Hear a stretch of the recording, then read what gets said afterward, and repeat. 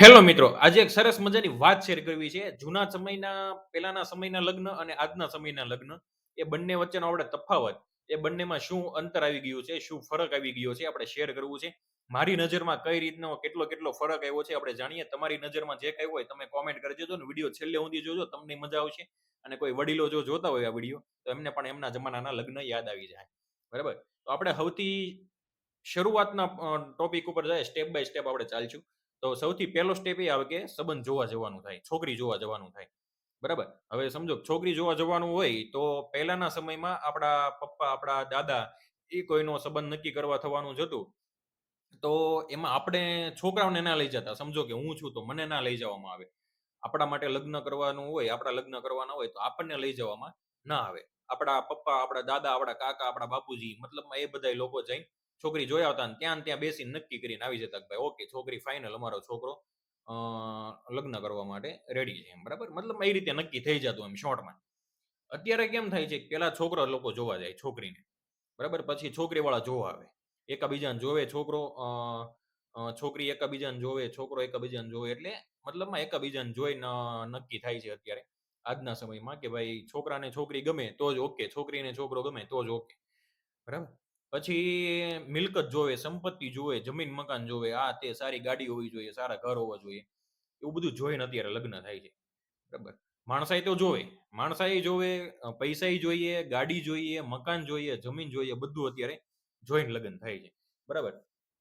સમજો એનાથી આપણે આગળ એક સ્ટેપ ચાલીએ તો સગાઈ કરવાની હોય એટલે સગાઈ નક્કી થઈ જાય. સમજો કે એક કોઈ તારીખ ડેટ નક્કી થઈ સગાઈ કરવા માટે. બરાબર? તો એમના પેલા જે કઈ સગાઈની ખરીદી હોય, ચાંદલો, ચુંદડી, કટલેરી, આ તે મતલબમાં કોઈ પણ વસ્તુ સગાઈની ઘરેણા હોય, જ્વેલર્સ હોય, કોઈ પણ વસ્તુની ખરીદી કરવા જવાની હોય તો પહેલાના સમયમાં છોકરીને જોડે ના લઈ જતા. બરાબર? વડીલો વડીલો જતા અને જે કાંઈ પણ ખરીદી કરવાની હોય એ ખરીદી કરીને આવી જતા. બરાબર? અને અત્યારે છોકરીઓને બધે જોડે લઈ જવાનું હતું. ઘરેણા લેવા જોડે લઈ જવાના, કટલેરી, કપડા, બૂટ, ચપ્પલ બધું જ. મતલબમાં સગાઈની કોઈ પણ વસ્તુ તમારે આપવાની હોય તો એ લેવા માટે તમારે દીકરીને લઈ આવવાની. રોજ સવારે લેવા જવાની, શોપિંગ કરવાની, રોજ સાંજે પાછી મૂકવા જવાની. આ રીતની સિસ્ટમ થઈ ગઈ છે. પહેલાના સમયમાં કોઈ ફોન ના આપતા. બરાબર? ફોન જો કે હતા જ નહીં એટલે આપવાની તો વાત જ સાઈડમાં રહી. પહેલાના જમાનામાં ફોન ના આપતા. અત્યારે તો આઈફોન જોઈએ બધાને. બરાબર? સગાઈ થાય એટલે તરત ફોન આપી દેવાનો, રોજ રાતે વાતો કરવાની. પેલા તો સાહેબ વાતય ના થતી. આજ ચિઠ્ઠી લખીને મોકલી હોય તો 10-15 દિવસે એમને ચિઠ્ઠી મળતી, એમનો જવાબ આવે ત્યાં 10-15 દિવસ બીજા થઈ જાય. એટલે મહિને કદાચ થોડી ઘણી વાતો થતી. બરાબર? છોકરીને તો જોઈ ન હોય કેવી છે, શું છે, એટલે કોઈ બીજો કઈ આઈડિયા ન હોય પણ આમ વાતો આ રીતે કરતા. મહિનામાં થોડી ઘણી વાત થતી. અત્યારે જે ત્યારે મહિનામાં વાત થતી અત્યારે મિનિટોમાં થઈ જાય. WhatsApp, Facebook, Instagram, video call પણ થાય છે. બરાબર? બધું મતલબમાં અત્યારે થઈ ગયું છે એમ. એના પછી આપણે જોઈએ કે ભાઈ પેલા ફરવા ના જતા. બરાબર? સગાઈ થઈ ગઈ હોય તો પેલા ફરવા ના જતા. બરાબર? અને અત્યારે તો અઠવાડિયે એકવાર, 15 દિવસે એકવાર હોટલમાં જવાનું, ફરવા જવાનું, કોઈ ટૂર કરવાની, એવું બધું મતલબમાં આવી ગયું છે. બરાબર? તમારા મતે આમાં તમારું શું કેવું છે? જરા કોમેન્ટ કરી દેજો. કેટલો કેટલો ફરક જો આમાં કઈ ઘટતું હોય. બરાબર? આપણે જોયેલું છે, મેં જોયેલું છે, મેં સાંભળેલું છે, એટલી વાત હું તમને શેર કરું છું. બાકી તમારા મતે શું શું છે તમે કોમેન્ટ કરતા જાજો. એનથી આગળ હાલીએ તો લગ્ન. હવે લગ્નમાં કેવું થતું કે લગ્નમાં પેલા કોઈ શેરવાની કાક તે કેવું નહીં. આપણે હિન્દુ હિન્દુ રીતિ રિવાજ પ્રમાણે લગ્ન થતા. પીઠી હોય ને ગરબા હોય ને આ તે ને એવું બધું મતલબમાં. બરાબર? અને સૂટ પહેરી લેતા લગ્નમાં, કોઈ શેરવાની ના પહેરતા ને એવું બધું. અને ગાડામાં બેસીને જતા ને ભાઈ એક એક બબે દિવસ થતા આપણે શું કહેવાય વેન્યુ ઉપર પહોંચતા. વેન્યુઝ કહેવાય. હા બસ. એટલે એક ગામથી બીજે ગામ જવાનું હોય એટલે ત્યારે કોઈ ફોર વ્હીલની કે ટ્રકની કે બસની કોઈ સુવિધા નહોતી. એટલે બળદગાડું લઈને જતા ને વિસામો કરતા ને આ તે બહુ બધું આવતું સાહેબ. આમાં તો હું વાત કરવા બેહું તો લગભગ અડધી કલાક ઉપર વહી જાય. બરાબર? આ બધી પણ આ તો આપણે શોર્ટમાં બતાવી. તમારી પાસે ટાઈમ ન હોય, મારી પાસે તે હોય, પણ તમારી પાસે ટાઈમ ન હોય જોવાનો પાછો. નહીં તો હું તો મને અડધી કલાકનો વિડીયો બનાવી નાખું.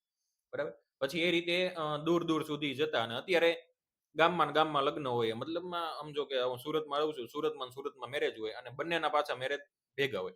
એ બધી વાત આપણે પછી કરીએ. અત્યારે આપણે વાત ત્યાં પહોંચી મેરેજની ખરીદી કરવાની હોય તો પણ ઘરેણા લેવાના, સાડી, પાનેતર, આ તે, ચુંદડી, તો કોઈ પણ વસ્તુ મતલબમાં લેવા જવાની હોય તો છોકરીને મતલબમાં જોડે લઈ જવાની. એની પસંદની વસ્તુ જ લેવાની. તમારે પોસાય કે ના પોસાય, એને જે ગમે એ તમારે લઈ દેવું પડે. બરાબર છે? આ હકીકત છે. હસવાની વાત નથી કે કોઈ પણ હકીકત છે. બરાબર છે? પછી આમાં પાછું અમુકને ખોટું લાગશે. ખોટું લાગે તો બરાબર. પછી આગળ આપણે થોડાક ચાલીએ તો મેરેજ. મેરેજ થતા ને પહેલાના સમયમાં મેરેજ થતા તો કોઈ પ્રી વેડિંગ નહોતું, કોઈ પ્રી બેબી શોવર નહોતું, કોઈ મતલબમાં પ્રી નામની વસ્તુ નહોતી ને અત્યારે બધી વસ્તુમાં પ્રી.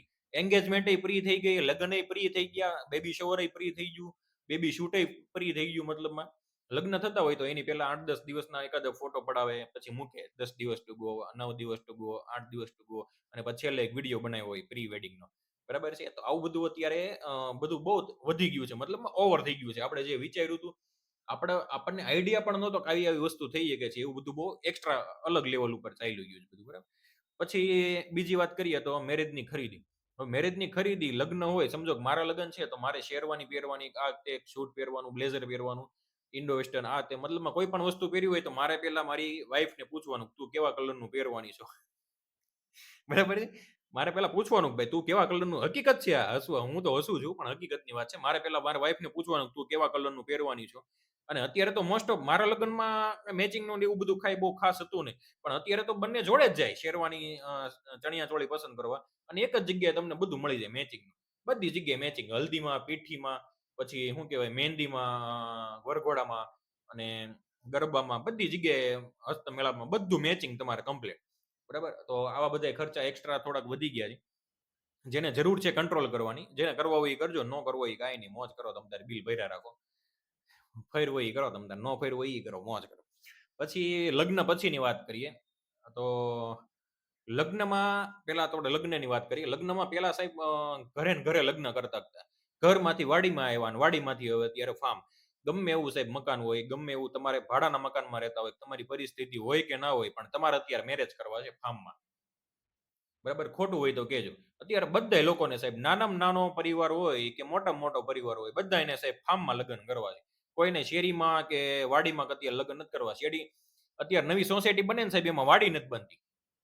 સમજો છો? કેમ કે કોઈને વાડીમાં કઈ પ્રસંગ જ નાનો મોટો સાહેબ લાડવાનો પ્રસંગ હોય ને, લાડવા લઈને જવાનું હોય, તમારા ઘરે છોકરો નાનો થયો હોય અને તમારે લાડવા લઈને જવું હોય તોય ફાર્મમાં. બહુ અમુક બહુ વધી ગયું છે મતલબમાં. બરાબર. આટલો આટલો તફાવત મેં જોયો છે.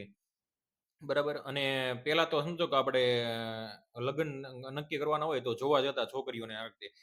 આપણા બાપ દાદા એ તો છોકરી ક્યારે જોઈ હોય, લગ્ન થઈને આવે ઘરે પછી આમ ઘૂંઘટ ઊંચું કરે ત્યારે ખબર પડે કે રાણી બાદશાહ એક હોય. જે મતલબમાં જે હોય તમારા નસીબ.